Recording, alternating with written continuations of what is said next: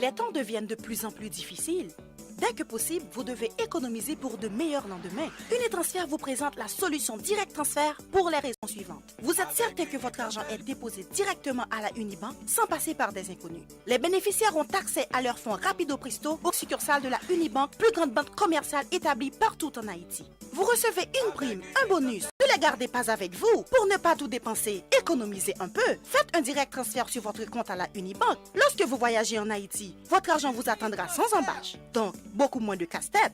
Invitez vos parents et amis en Haïti à ouvrir un compte à la Unibank. Il vous sera plus facile de les encourager à économiser. Pour plus d'informations, contactez Unitransfert au 514-852-8648. Unitransfert, nous rapide, nous garantit et puis, moun ba besoin qu'on nous a fait.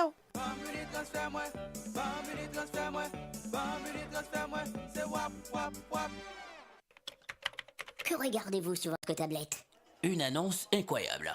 Réduction, rabais à gogo, prix PI. Cosmétique multi-ethnique à baisse ses prix et ça ne va pas s'arrêter. Les prix les plus bas. L'entrepôt des produits de beauté cite aussi de nouvelles promotions comme les tresses expression liquidées à seulement 4,25 $. Cosmétique multi-ethnique, une vaste sélection de styles, de marques et de types de produits de beauté en tout temps. Si vous trouvez moins cher ailleurs, Cosmétique multi-ethnique vous rembourse le double la différence. Cosmétique multi-ethnique 42,90 Bélanger à l'est du boulevard P9. Téléphone 514 89 549. J'adore Cosmétique multi-ethnique. La beauté à petit prix, ça marche. Les meilleurs produits pour la beauté de la peau se trouvent à Essence de Beauté. Aux quatre coins du monde, les produits Essence de Beauté vous rendront inévitablement splendide. Pour les acnés, peau sensible, peau sèche, peau grasse, Essence de Beauté.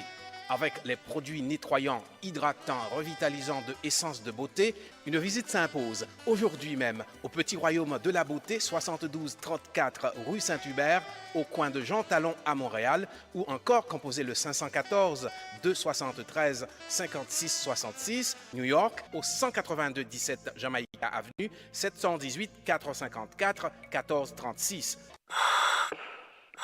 Vous dormez mal la nuit? Votre matelas vous donne des maux de dos?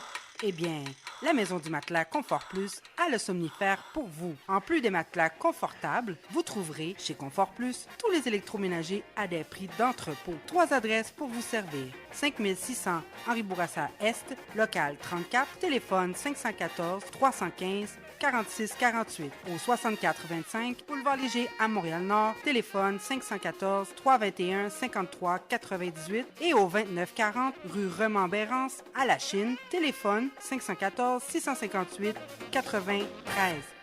Votre confort est à la Maison du Matelas.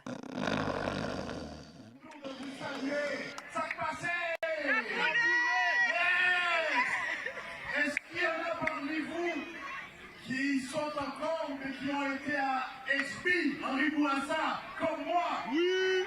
Ouais, ah ouais, moi j'ai fait mon secondaire 4 et 5 HB, École africaine 50e anniversaire dernièrement. Écoutez, là aujourd'hui on est ici, je veux saluer Rita, je veux saluer Christine et Sheila. Écoutez, je pense que la maison de l'ouverture et Sheila, toute l'équipe, ils ont besoin d'une bonne main d'applaudissement parce qu'il y a beaucoup de bénévoles. Ça, c'est, vous reconnaissez bien la voix du député de Bourassa, député fédéral de Bourassa, d'origine haïtienne, Emmanuel Dubourg, qui justement intervenait lors de ce tournoi de basket de rue. Ça fait 26 ans, c'était la 26e édition récemment qui s'est terminée le 29 juillet dernier, dimanche dernier. Et donc, il y avait plus de 20 équipes, des équipes de gars, des équipes de filles. Ça venait de partout, en fait, à Montréal-Nord, et pour justement participer à ce tournoi de basket de rue. Il y avait 4 catégories au total. Et il y avait non seulement Emmanuel Dubourg qui participait au final, la cérémonie de clôture. Il y avait Christine Black, la mairesse de Montréal-Nord. Il y avait Rita DeSantis, députée provinciale de Bourassa et députée sortante, en fait, parce qu'elle ne se représente plus. faudrait quand même aller savoir c'est qui va être candidat. Hein? Bonne idée, ça. Est-ce que ça sera un Haïtien ou pas? On Ou, va voir. c'est quoi? Hein, Donc, il y avait toute une bonne petite liste d'autorités présentes Oui, lors de cette activité. tout à fait à cette activité. Comme je vous dis, c'était la 26e édition. Il y avait 20 équipes et dans 4 catégories. Nous allons écouter Sheila Fortuné pour de plus amples détails concernant le tournoi et aussi la conclusion de ce tournoi. Ah oui, c'est toujours comme ça. À chaque année, il y a des équipes qui sortent de Repentigny, il y a des équipes qui sortent des Froides de Terrebonne, des équipes qui sortent de Laval. On a même déjà eu des équipes qui sortent de Québec. Oui, de la ville de Québec. Oui, ça dépasse les frontières de Montréal-Nord. Et d'année en année, le tournoi prend de l'ampleur. Et puis, je crois qu'il y a un autre tournoi qui s'est associé à vous aussi cette année, non? Oui, cette année, c'est sûr que 26e édition, c'est sûr que cette année, depuis l'année dernière, on essaie de jumeler 2 activités pour amener un côté beaucoup plus urbain, à savoir le festival Urban Fest, autrefois, le projet qui était porté autrefois par Café Jeunesse. Mm-hmm. Puis là, depuis la dernière année, puis cette année, c'est la deuxième année consécutive, puis c'est la Maison des Jeunes l'ouverture qui porte le festival Urban Fest. Puis cette année, encore une fois, on a fait appel avec un chanteur très connu auprès des jeunes. C'est le chouchou des jeunes, partout à Montréal, même à Québec, à l'extérieur de Montréal. Mm-hmm. Puis il s'appelle Corop. OK, ouais. Corop, là, c'est comme le chouchou des jeunes, les adolescents. OK. Même les jeunes du primaire. OK, mais donc le tournoi de basket, c'est pas seulement venir jouer du basket dans la rue, mais c'est aussi beaucoup d'autres. C'est beaucoup plus que ça. C'est beaucoup plus que le basket. En fait, c'est un rendez-vous incontournable de l'été. Un rendez-vous incontournable de l'été. Oui, depuis 26 ans, hein, imaginez. C'est une institution maintenant. C'est une grande institution. À Montréal-Nord. Il y a des jeunes qui ont participé à ça, voilà, peut-être une vingtaine d'années, qui sont devenus des adultes aujourd'hui et qui ne peuvent plus jouer au basket.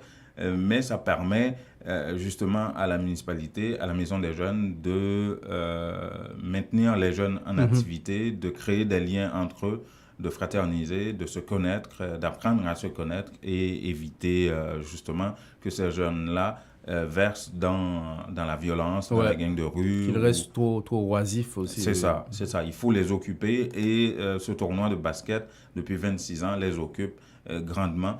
Et il y avait 30 bénévoles, 30 jeunes bénévoles justement qui ont participé à ça. Les bénévoles, c'était non seulement pour assurer la sécurité, l'animation, le nettoyage, tout. Hein. Il y avait au moins 30 jeunes de Montréal-Nord qui participaient comme bénévoles à travailler dans le cadre de ce tournoi pendant 4-5 jours. Et la particularité, ça fait 2 ans à peu près depuis qu'il fait ça, un jeune Haïtien qui possède un restaurant sur la rue Moncelet à Montréal-Nord et qui nourrit pendant 4-5 jours les 30 bénévoles gratuitement. Et écoutons Sheila Fortuné qui parle de ce jeune Haïtien qui possède ce restaurant qui s'appelle Panini 76.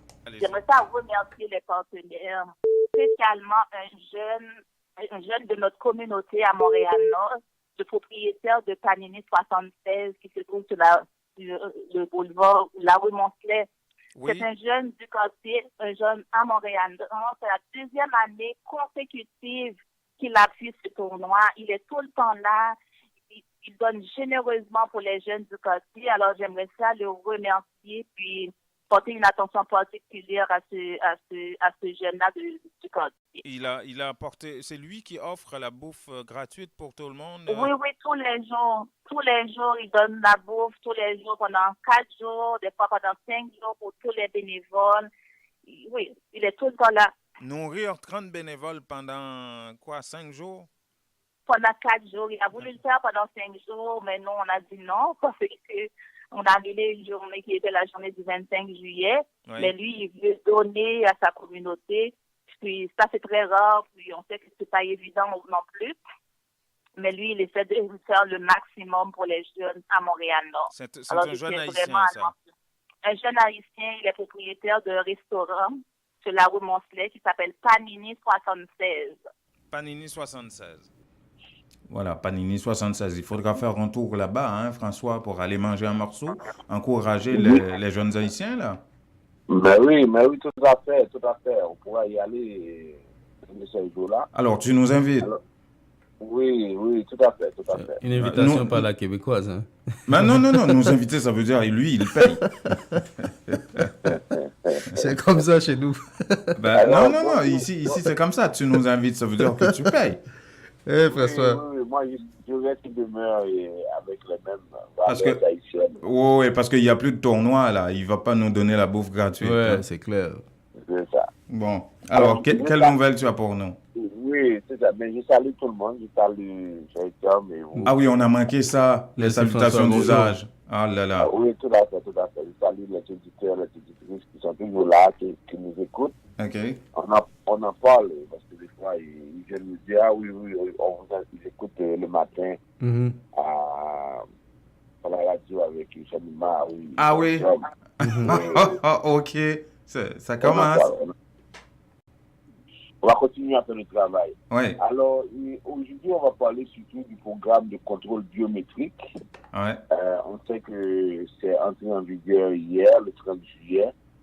Tous les ressortissants des pays d'Europe, d'Afrique et du Moyen-Orient sont tenus de fournir leurs données biométriques, empreintes digitales et photos s'ils présentent une demande de visa de visiteur, permis de travail, permis d'études et de résidence au Canada. OK. Alors, c'était avant, on avait 29 pays seulement qui devaient faire ces empreintes-là. C'était des pays comme l'Irak, la Syrie, le Liban et Haïti, la Jamaïque. C'est ces pays-là qui... Il y en a combien maintenant? On s'est étendu à plus de 55 pays. Oh là là. On parle des pays de l'Europe, d'Afrique et du Moyen-Orient. Ils doivent faire ça. OK. Pourquoi le Canada a-t-il pris cette décision-là? Il dit que ça va sécuriser les Canadiens. Parce que quand quelqu'un arrive et qu'on a déjà ses données biométriques, au moins on sait qui entre au pays. Et ça permet à ce moment-là de renforcer le contrôle de l'immigration et le processus décisionnel en matière d'immigration. Alors on dit que ça a permis de protéger beaucoup de Canadiens et protéger l'intégrité du système d'immigration. Parce qu'une fois que la personne arrive à l'aéroport et qu'on constate que peut-être elle a commis un crime, mais elle a un problème quelconque, immédiatement on est obligé de la garder en détention en attendant qu'on oublie des fois et la personne ne reste même pas dans le pays si l'agent de service frontalier constate que son cas ne nécessite pas, par exemple, une autorisation d'entrée. On se rappelle autrefois, les gens pouvaient utiliser ce qu'on appelle le décollage, comme on disait, utiliser le passeport de quelqu'un d'autre pour venir. Mais on ne peut plus faire ça. Ah ouais, non, mais c'est pas seulement, en raison de la biométrie. Ça fait longtemps qu'on a arrêté cette opération-là. Oui, on a eu quelques cas quand même. On a eu quelques cas avant. Mais oui. Avant la biométrie, on a eu quelques cas. Moi, j'ai vu quelques cas des gens qui sont venus de partout, qui avaient des passeports, tout ça. Ouais. Mais maintenant, avec la biométrie, c'est plus possible parce que là, les empreintes de la personne sont là. Et puis, immédiatement arrivé à l'aéroport, on ne va pas vous laisser entrer. Parce que la question, c'est que si la personne est déjà au pays, elle peut faire n'importe quelle demande, je dis pas de demande d'âge, elle peut faire des demandes, même si elle est arrivée avec un faux passeport. Mais maintenant, puisqu'on ne peut plus entrer, là encore, c'est à dire que ça a eu un bon effet. Ça veut dire qu'au moins on a pu contrôler cela, c'est très bien. On dit que dans le monde, il y a 70 pays qui utilisent la biométrie pour gérer l'immigration et leurs frontières. On a, par exemple, des pays comme l'Australie, les États-Unis, Nouvelle-Zélande, tout le monde fait la même chose. Les 26 États de l'espace Schengen en Europe, des pays comme le Japon, l'Afrique du Sud, l'Inde ont fait de même. Alors, ça veut dire que le Canada trouve que c'était nécessaire de déposer cet aspect-là parce que ça permet au moins vraiment de contrôler le système d'immigration et en même temps, ça permet d'avoir des informations sur les gens qui rentrent et de sécuriser davantage le Canadien. Une autre chose que je veux dire aussi, c'est souvent les gens oublient ça. Les gens qui n'ont pas besoin de visa pour venir au Canada, souvent ils oublient qu'ils doivent avoir une autorisation de voyage électronique. Oui, c'est vrai, absolument. Ça, ils oublient d'avoir ça. Et malheureusement, il y en a qui vont perdre leur billet, il y en a qui ne vont pas monter à bord parce qu'ils n'ont pas ça. Alors ça veut dire que si vous êtes, et même les Haïtiens qui sont aux États-Unis, qui nous écoutent, qui sont résidents permanents, okay? Parce que tous les pays qui ont besoin, par exemple, qui n'ont pas besoin de visa de visiteurs, ils doivent avoir cette autorisation de voyage électronique avant de monter à bord. Ça coûte $7 seulement. On va en ligne. Mais est-ce que c'est pas disponible dans les aéroports, le cas échéant? C'est seulement sur Internet qu'on fait ça. Oui, non, si c'est sur Internet, la personne fait ça n'importe où, mais elle doit faire ça avant. Et puis, quand elle se présente, elle doit avoir cette autorisation de voyage électronique. Alors, si quelqu'un veut aller à l'aéroport, il se rend, je dirais, quelques heures avant et puis il le fait. Mais par mesure de prudence, c'est mieux que la personne, avant même de quitter sa maison, elle fait ça parce que moi j'ai eu quelques cas cette semaine, des gens qui ont appelé pour dire non, on nous a empêchés, on ne savait pas. Parce que la question de on ne savait pas, ça ne fonctionne pas. Ouais. Et comme on dit, nul n'est censé ignorer la loi. Oui, si vous voyagez dans un pays, c'est à vous de prendre toutes les informations à ce pays-là. C'est un peu la même chose jusqu'à présent pour les cartes de résidence permanente. La personne qui voyage avec sa carte expirée, ça fait presque depuis 2012, cette mesure-là est en vigueur. Alors, mais est-ce que, François, est-ce que par voie terrestre, ça vous prend ça aussi, une autorisation, ou c'est seulement par avion?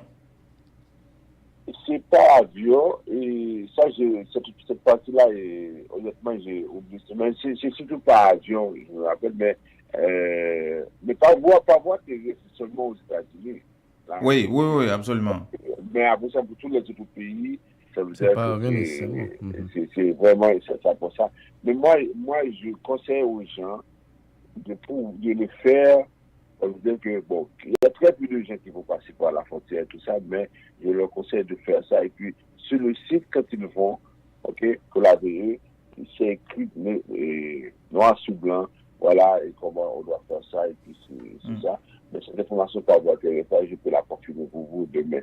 Et avec ça. Parfait. Bon, alors ça veut dire que c'est ça qui est pour les demandeurs. Et puis, encore là, pour la biométrie, pour retourner là-dessus, ce sont les enfants de moins de 14 ans ne font pas ça. Les personnes qui ont plus de 79 ans ne font pas ça.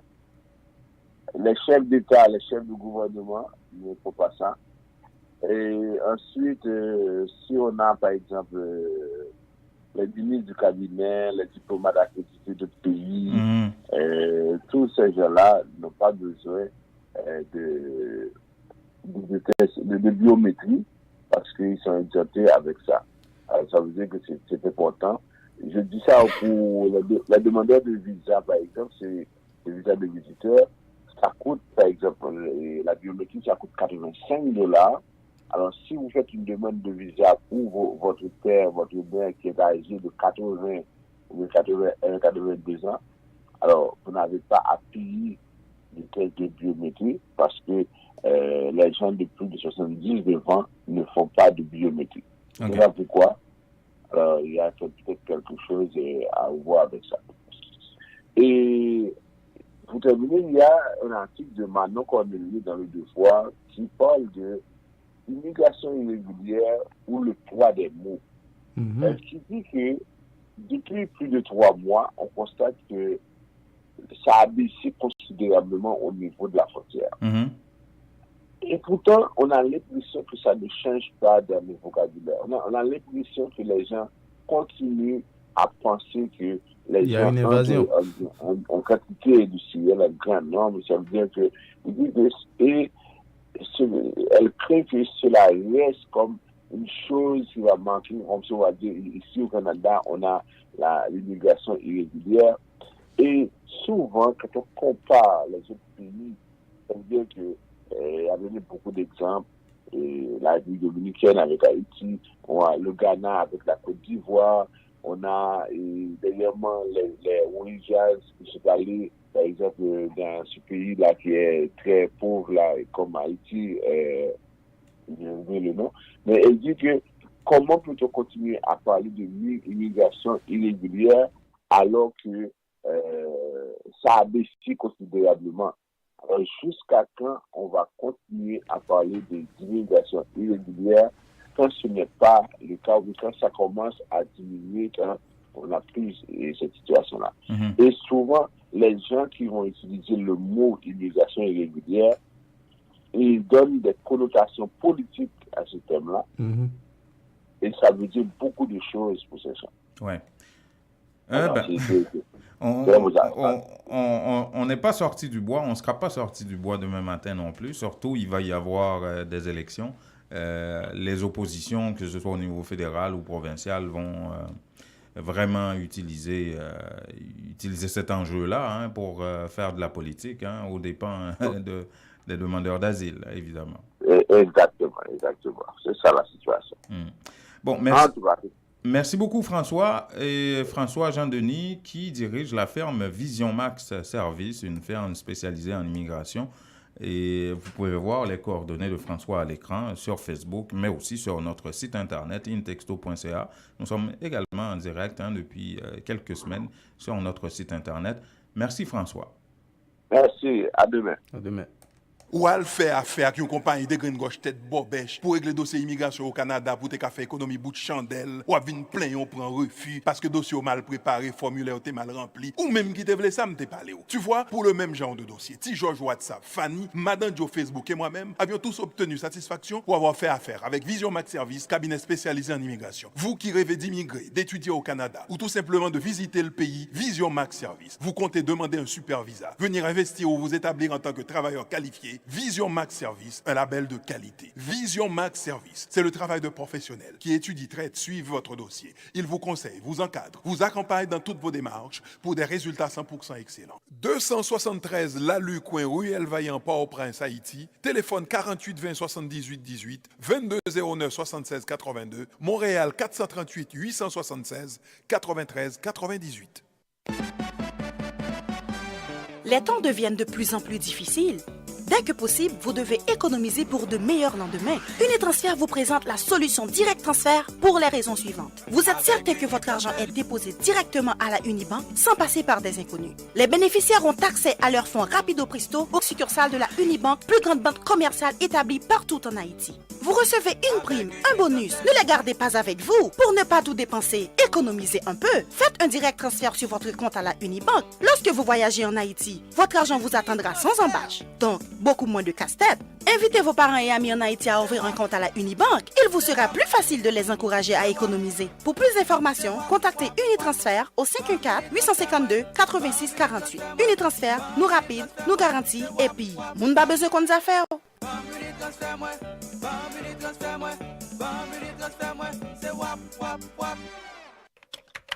Que regardez-vous sur votre tablette? Une annonce incroyable. Réduction, rabais à gogo, prix PI. Cosmétique multi-ethnique baisse ses prix et ça ne va pas s'arrêter. Les prix les plus bas. L'entrepôt des produits de beauté cite aussi de nouvelles promotions comme les tresses expression liquidées à seulement 4,25 $. Cosmétique multi-ethnique, une vaste sélection de styles, de marques et de types de produits de beauté en tout temps. Si vous trouvez moins cher ailleurs, Cosmétique multi-ethnique vous rembourse le double la différence. Cosmétique multi-ethnique 42,90 Bélanger à l'est du boulevard P9. Téléphone 514 89 549. J'adore Cosmétique multi-ethnique. La beauté à petit prix, ça marche. Les meilleurs produits pour la beauté de la peau se trouvent à Essence de Beauté. Aux quatre coins du monde, les produits Essence de Beauté vous rendront inévitablement splendide. Pour les acnés, peau sensible, peau sèche, peau grasse, Essence de Beauté. Avec les produits nettoyants, hydratants, revitalisants de Essence de Beauté, une visite s'impose aujourd'hui même au Petit Royaume de la Beauté, 7234 rue Saint-Hubert, au coin de Jean Talon à Montréal, ou encore composez le 514 273 56 66, New York, au 182 17 Jamaïca Avenue, 718 454 14 36. Vous dormez mal la nuit? Votre matelas vous donne des maux de dos? Eh bien, la Maison du Matelas Confort Plus a le somnifère pour vous. En plus des matelas confortables, vous trouverez chez Confort Plus tous les électroménagers à des prix d'entrepôt. 3 adresses pour vous servir. 5600 Henri Bourassa Est, local 34, téléphone 514 315 46 48. Au 6425 Boulevard Léger à Montréal-Nord, téléphone 514 321 53 98 et au 2940 rue Remembérance à La Chine, téléphone 514 658 93. Votre confort est à la Maison du Matelas.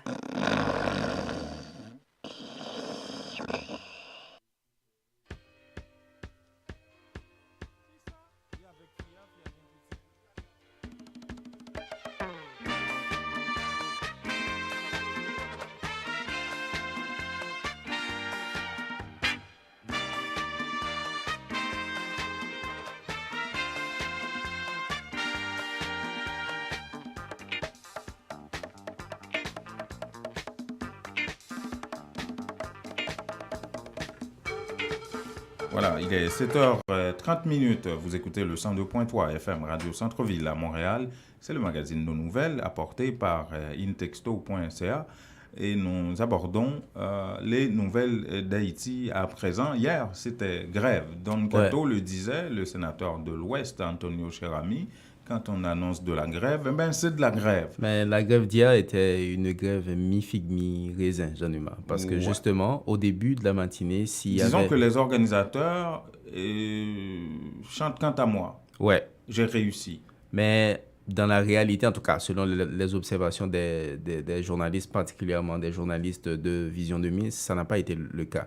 Au début de la matinée, il y avait effectivement une certaine, je dirais, fluidité de la circulation, mais... On l'avait dit hier matin. Absolument. Pourquoi? Parce qu'on imagine que les gens essayaient de voir comment Port-au-Prince allait se réveiller avant de décider de prendre le macadam. Mais là, vous allez l'écouter dans un reportage. Les transporteurs particulièrement, qui ont rencontré les journalistes de Vision 2000, ont compris, effectivement, et les gens peuvent toujours s'organiser pour faire de la grève, mais nous, il faut qu'on fasse bouillir la marmite. Ah ben oui, compte rendu Diego Charles. Voilà. Si grève là te commencé à prendre depuis bien bon an matin, activité yo pas de printemps pour commencer à fonctionner journée lundi ça dans la capitale là. Vers 7h matin, nous te remarqué progressivement dans station yo en pile machine qui fait différents trajets dans la région métropolitaine Port-au-Prince là. Chauffeur bus à camionnette nous te rencontré yo, expliquer organisateur grève là, pas de bien évaluer opportunité pour faire grève là dans moment à cause situation économique population pas ta permettre de respecter grève là. Yon après l'autre de chauffeur bus ça yo assuré trajet Gérald de Bataille pour aider organe à Carrefour Feuille centre-ville. Bon grève là pas venir bon parce que m'gen des petits moun qui parle l'école au côté canem pour que j'aime pas canem pour moi qui m'a un petit moun yo fait m'baguer l'argent. M'pa ka faire grève parce que m'pa travail. Si m'pa prendre la rue m'pa venir à docker pour manger. Il faut repenser bagaille yo parce que grève là pas pour moi. Bon nous déjà pas ka travail déjà. Pour nous bagaille nan men nous ka faire grève. Bon mais l'école pas l'ouvrir. Chauffeur ça qui fait circuit Pétionville la ville, bay même raison yo. Li déjà a pensé à augmentation problème li à cause de l'école là qui pral l'ouvrir. Qui sont prêts pour aller ti moun yo. Regardez combien de chita nous saute faire là. Qui ça nous joine? Oui, laisse sa machine moun nan mon bien cher ou capable vous mettre le campé. De l'autre chauffeur ça yo pense l'étape normale pour une grève faite pour dénoncer mauvaises conditions la vie population. Mais yo quoi tout, conditions yo pas réunies pour permettre de supporter mouvement ça. Grève là il en faveur de tout monde net dans pays. Mais nous allons prendre l'école là, parents ti moun là par contre ni si vous monter ni si vous descendre, la vie chère. Alors là nous même nous obligés prendre la rue nous même. Mais c'est si moun si m'pa prendre la rue, yo pas manger. Le fait qu'il me parle de chita et la caille voilà rue. Ça dit à voter là. Mouvement protestation ça a par une grosse conséquence sur activité commerciale et économique dans Port-au-Prince. Entreprises privées tant qu'administration publique là, te fonctionner normalement dans les habituels yo. Alors, Voilà. tu l'as écouté, Jean-Numa, mais le décor dressé par Diego Chal dans ce reportage, c'est pas la lecture de Josué Mérilien. Eh ben, Josué Mérilien était dans une toute autre Port-au-Prince, alors. Probablement, peut-être dans un autre monde. Lui, il constate une réussite entre 70 à 80% de cette grève. On va l'écouter.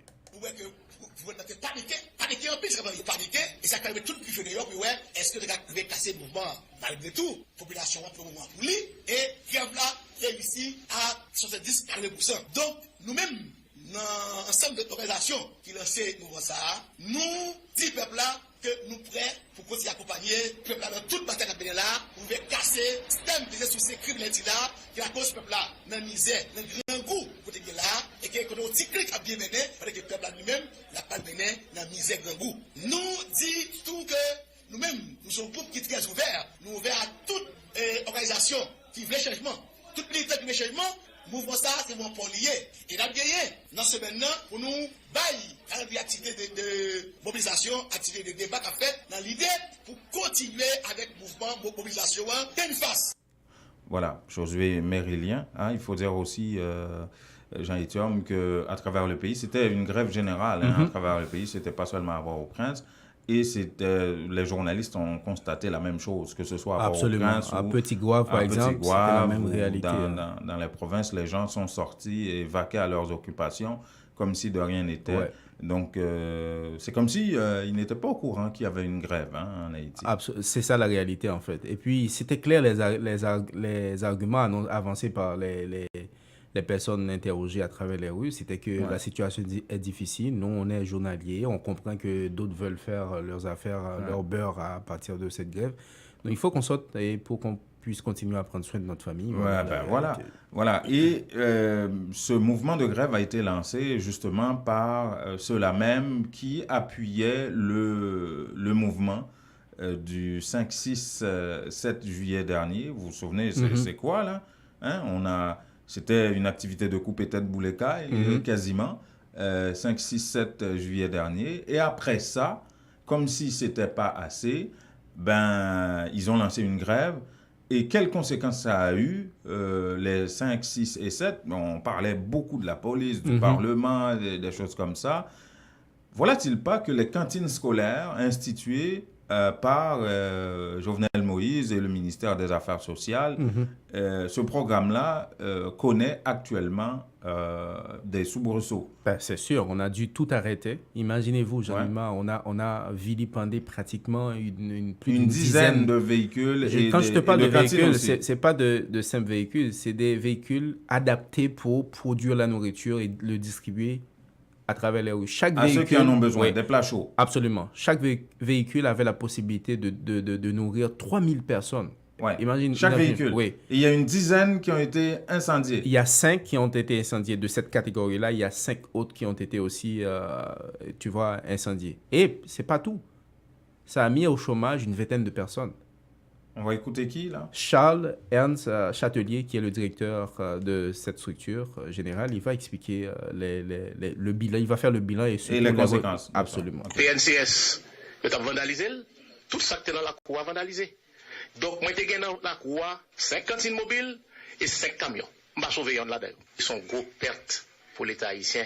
Parce que cantines mobiles, c'est eux-mêmes nous qu'on utilisé pour nous qu'on baille population manger. Nous mettons cantine mobile de yo dans la rue. Chaque cantine mobile a une capacité pour faire 3000 plats chauds. Et moi baille 21 moun travail. Impact là. Les ou les camions yo. C'est plats chauds m'pas faire. C'est moun qui t'a travaillé dans cantine mobile qui au chômage. Voilà, 21 personnes au chômage, 10 véhicules dont 5 spécialisés dans la cuisson même des plats chauds. Oh là là. Moi j'aimerais entendre justement les meneurs de ce mouvement du 5, 6 et 7 juillet. Bon, c'est difficile de savoir qui est le meneur, mais on sait qui appuie ça. On sait qui appuie ça. On sait qui appuie ça. Moi, j'aimerais bien entendre les Moïse Jean-Charles et compagnie, là, les Don Cato et compagnie. Aïe. C'est pas facile. Ouais. Parce que, oui, je comprends. Écoutez, vous êtes... personne ne vous oblige à appuyer Jovenel Moïse. Vous pouvez avoir vos dents contre Jovenel Moïse. Mais si Jovenel Moïse, Satan ou Dieu qui a fait quelque chose de bien, là, c'est du bien. C'est le minimum. Que ce soit Satan ou Dieu qui l'a fait, là, quand c'est bien, il n'y a pas de discussion par rapport à ça. Bon, tu sais, l'un des objectifs de la grève d'hier, c'était le renversement même. C'était une façon pour, en tout cas selon ce que les organisateurs ont laissé entendre, ils demandaient le départ de Jovenel Moïse. Ouais. Et là-dessus, Evans Paul n'est pas du tout d'accord. Il pense que ce n'est pas le renvoi du président qui va changer grand-chose. Il plaide du même coup pour un gouvernement de coalition, comme il l'a toujours dit. On va l'écouter par rapport à ça. Mandela Léa, c'est quoi la guerre, nous plus instabilité, parce que le réflexe raisonnable qui correspond à la nécessité d'une stabilité pour permettre de nous poser action en le peuple là, demander un monde qui a convaincu le président sur la voie de la concertation ou de la confrontation. Alors, vous gagnez pour faire gymnastique avec des groupes d'intérêt, pour occuper l'économie pays, là, parler de création d'emplois. C'est pas une simple question de job, c'est pas une simple question de 5-6 jobs, 1000 jobs dans l'État. C'est capacité pour gagner des investissements privés, cap produits et cap job. C'est capacité pour poser des actions que ne peuvent pas attendre, soulager, misère. Voilà, Evans Paul, dont le nom était cité, oui, notamment par Joseph Lambert, le président du Sénat, pour devenir un Premier ministre. Il a été déjà Premier ministre du PHTK sous le règne de Michel Martelly. C'est une bonne façon de faire la transition parce que justement, l'un des problèmes soulignés par M. Lambert par rapport à la possibilité de voir Evans Paul devenir Premier ministre, c'est la question de décharge. Et là, c'est pas un secret, c'est Éric Jean-Baptiste lui-même qui revient sur ça parce qu'on lui a posé la question à Métropole. Est-ce que tu serais intéressé, est-ce que vous serez intéressé à devenir Premier ministre? Ce qu'il dit, c'est qu'il serait intéressé, mais ses visées politiques avec cette histoire vont plus loin que... Voilà. Et il explique ça très clairement. Il dit que, écoutez, la question de décharge devait être quelque chose de technique. Ça devait être une structure technique c'est assez politique aujourd'hui. Là. Mais c'est politique. Il dit pouvoir faire même une liste où tu vas voir des gens qui ont été pendant 1 mois, 2 ou peut-être 1 an comme Premier ministre, qui n'arrivent plus pendant 5, 10, 15, 20 ans, qui n'arrivent plus à servir le pays parce qu'il y a un groupe de parlementaires qui refusent de donner des charges. On va l'écouter par rapport à tout ça. Éric Jean-Baptiste est prêt à servir son pays à n'importe niveau que connaissance, que compétence capable de permettre de faire. Cependant, la constitution pays ça a là, je dis, on pas jamais joindre Éric Jean-Baptiste qui accepté aucun poste nominatif côté que m'balgain pour gérer l'argent de l'État. Constitution pays je dis et j'en lié. Chaque fois un monde prend un poste de responsabilité côté que va gérer l'argent de l'État, eh bien tout après perdu droit politique pour les 20 prochaines années. Pour la simple et bonne raison que Gombaga y aurait les décharges qui t'a supposé nommer une institution technique, mais il nomme une institution politique qui c'est le Parlement haïtien. Et nous connaissons que le Parlement haïtien, comment messieurs ça fonctionner. Mais comme nous gagne rêve pour payer ça, si nous avons prendre job Premier ministre pour 1 an, 2 ans ou bien 3 ans, nous tout dit que nous perdu tout rêve. Voilà. Son rêve, c'est de devenir un président.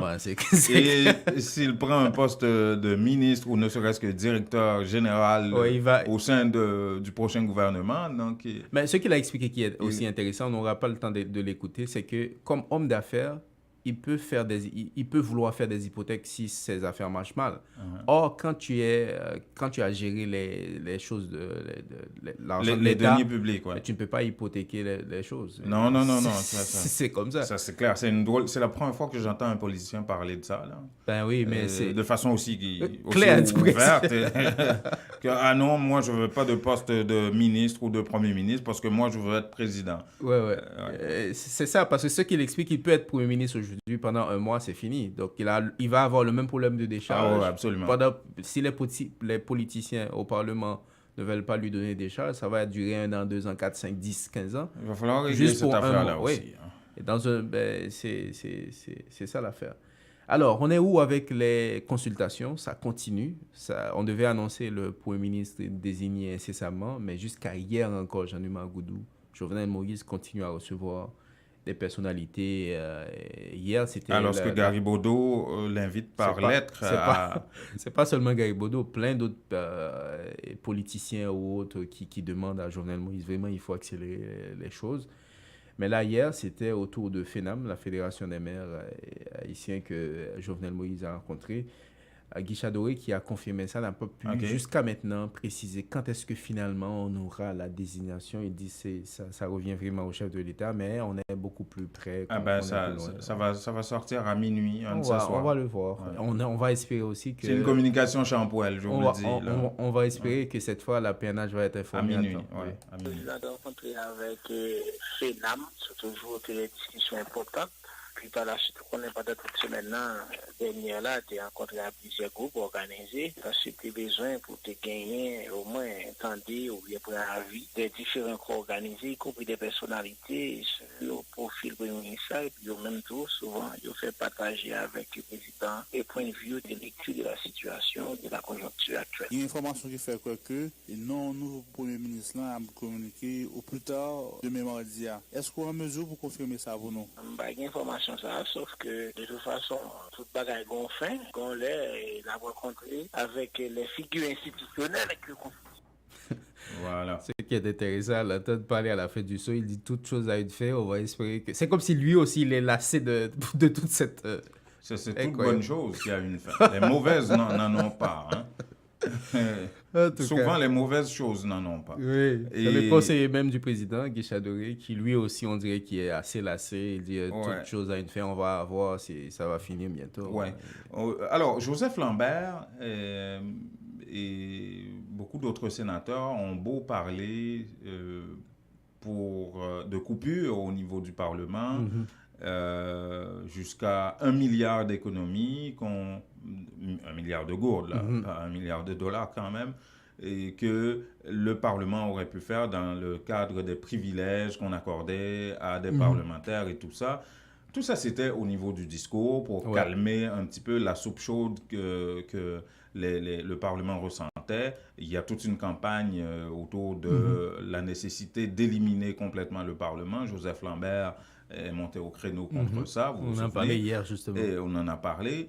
Mais tout ça, c'est au niveau du discours. Ouais, mais maintenant, ça prend un cadre, légal. Il faudrait que le prochain, Joseph Lambert l'a dit comme président du Sénat, mais le prochain président du Sénat, il a un mandat d'1 an. Le prochain président du Sénat aurait pu nier complètement les propos de son prédécesseur.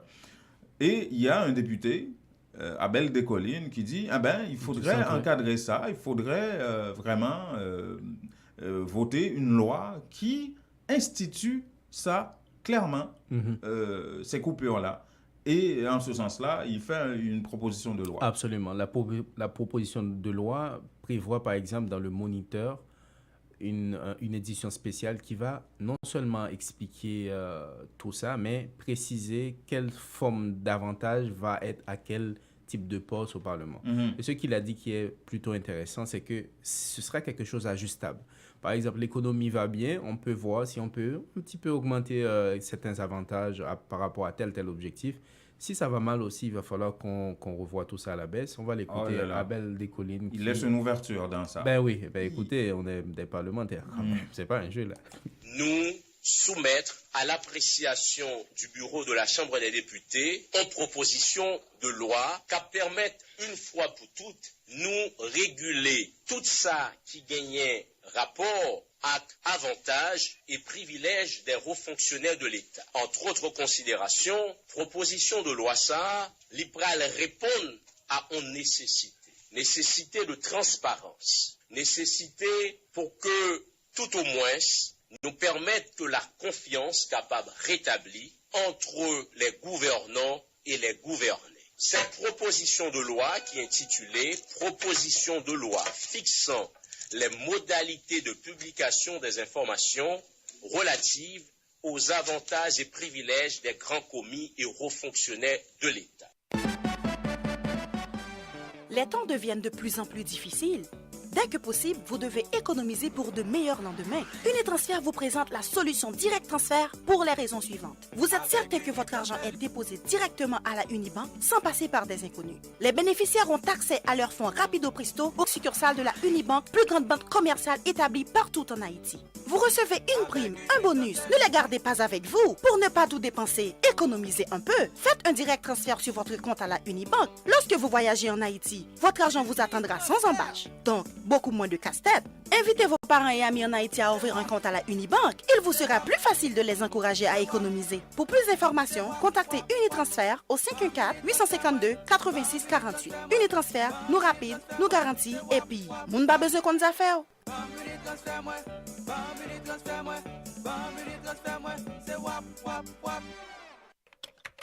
Que regardez-vous sur votre tablette? Une annonce incroyable. Réduction, rabais à gogo, prix PI. Cosmética multi-ethnique à baisse ses prix et ça ne va pas s'arrêter. Les prix les plus bas. L'entrepôt des produits de beauté cite aussi de nouvelles promotions comme les tresses expression liquidées à seulement 4,25 $. Cosmética multi-ethnique, une vaste sélection de styles, de marques et de types de produits de beauté en tout temps. Si vous trouvez moins cher ailleurs, Cosmética multi-ethnique vous rembourse le double la différence. Cosmética multi-ethnique 42,90 et Bélanger à l'est du boulevard P9.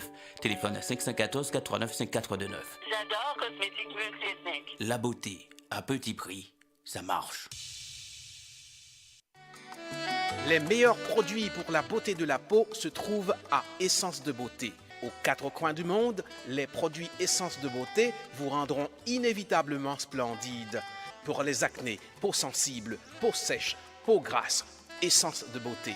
Avec les produits nettoyants, hydratants, revitalisants de Essence de Beauté, une visite s'impose aujourd'hui même au Petit Royaume de la Beauté, 7234 rue Saint-Hubert, au coin de Jean Talon à Montréal, ou encore composez le 514 273 56 66, New York, au 182 17 Jamaïca Avenue, 718 454 1436.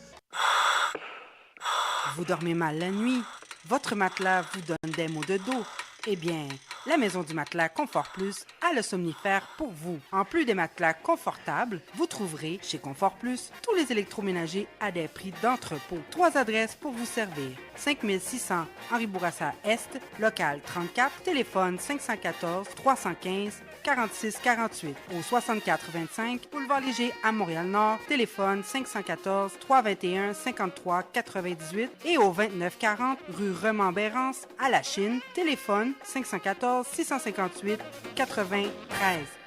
Votre confort est à la Maison du Matelas.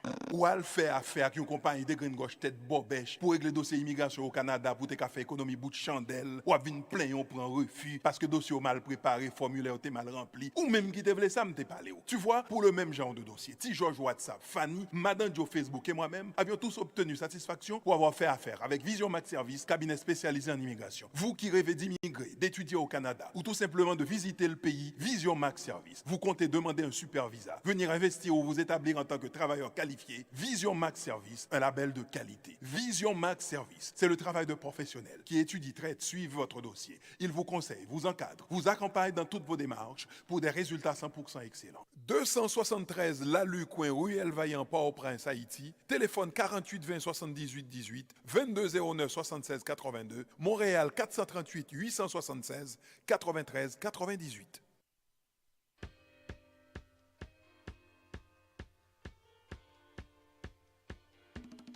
Voilà, 7h51. Vous écoutez nos nouvelles sur les ondes du 102.3 FM, Radio Centre-Ville à Montréal.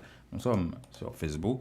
Nous sommes en direct également sur notre site internet intexto.ca et en différé sur YouTube et WhatsApp. 438 395 1256.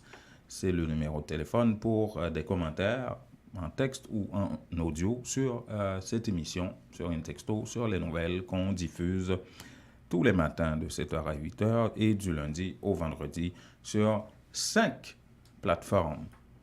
La même information sur 5 plateformes. Alors, les 5, 6 et 7 juillet, il s'est passé ce qui s'est passé, tout le monde le sait, OK? Hein? C'était l'opération Couper-tête Boulécaille. Certains croyaient même que c'était la fin du pouvoir, du règne Peut-être la fin du monde. Non, du règne de Jovenel Moïse. En Haïti, sur le plan politique, c'est la manière de lutter contre un pouvoir, de faire opposition à un pouvoir. Hein. Ça, c'est la politique haïtienne, ça. Hein. Et un des aspects, on a beaucoup parlé de où la police était à ce moment-là. On a fait le tour, là, hein, depuis 2 semaines. Mais ce qu'on ne savait pas parmi ce qu'on a incendié, ce qu'on a cassé, ce qu'on a pillé, il y avait FAES, le Fonds d'assistance économique et sociale, qui justement s'occupait de la question de cantines scolaires pour les plus démunis, qui permettait à des gens pauvres, justement ces gens-là, de manger un plat chaud tous les jours. Mais tu vois, je pense que c'est à force que le temps va passer, on va vraiment comprendre le dégât que qu'on a fait à ce pays récemment. Parce que ça, c'est FAES. Le simple citoyen qui a vu son véhicule incendié, la petite marchande qu'on a tout volé au bas de la ville, on ne sait même pas. Et je pense qu'il y a plusieurs choses à comprendre là-dessus. La première, c'est que vraiment, il faut qu'on arrive à avoir un certain niveau où, effectivement, on comprend que le peuple, quand il est en colère, tout peut se passer. Mais là, ça prend quand même un minimum de compréhension pour savoir.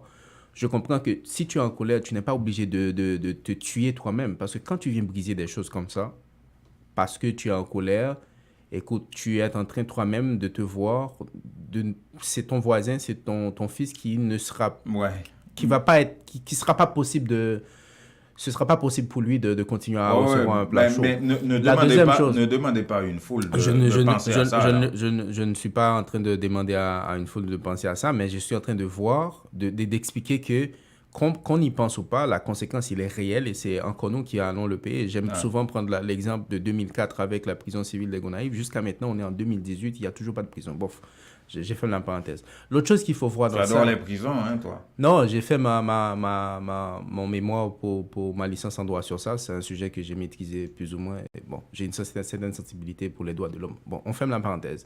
Alors, ce qu'il faut comprendre aussi, Jean-Nima Goudou, c'est peut-être une explication, une expression de colère par rapport au gouvernement d'une façon générale. Parce que là, tu t'attaques vraiment à une institution de l'État qui est FAES, même si les conséquences, comme j'ai expliqué, sont là, tu vas toi-même payer les conséquences. C'est peut-être une expression pour le peuple, pour certains en tout cas, avec tout ce désordre. Mais il faut rappeler quand même aux auditeurs de quoi on parle. On parle de 10 véhicules du programme de cantine scolaire. Cantine, pas cantine scolaire, mais... de cantine populaire. Populaire, merci. 10 véhicules qui ont été incendiés. 21 personnes au chômage aujourd'hui. Et chaque véhicule avait la capacité de nourrir plus de 3000 personnes. Oui, en fait, il y a 5 véhicules qui avaient cette capacité-là. Il y en a 5 autres qui sont des camions qu'on utilise pour autre chose. Mais ce qu'il faut comprendre, c'est que ce n'est pas des simples véhicules que tu peux partir juste chez Nissan ou quoi, tu ramènes ça. C'est des véhicules adaptés à la production de cette nourriture-là que tu as brisée. J'imagine... Évidemment, le directeur a expliqué dans un autre extrait qu'ils sont en train de voir s'ils peuvent faire venir. Il y avait peut-être dans les régions un ou deux camions comme ça qu'on va essayer de faire rentrer pour recommencer rapidement.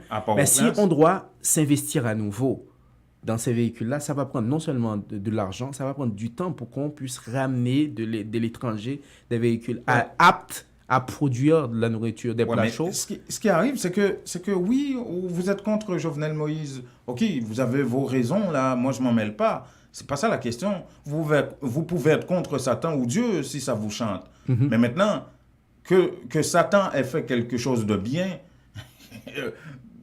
logiquement... Là, on revient à la même chose. Le minimum de la logique humaine recommanderait que vous reconnaissiez que c'est bien.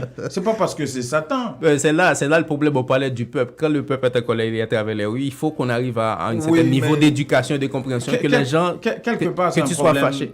C'est un problème de gestion, c'est un problème d'élite, c'est un problème de responsabilité. Il y a le fait que la police n'ait pas pris ses responsabilités. Il y a le fait qu'au niveau du gouvernement, ils ont mal géré cette question-là. Il y a plein d'affaires. Mais finalement, les conséquences, c'est ça. Bon. Oh là là, c'est pas sérieux. 7h, une nouvelle édition. C'est pas sérieux pour un pays, là, quand même.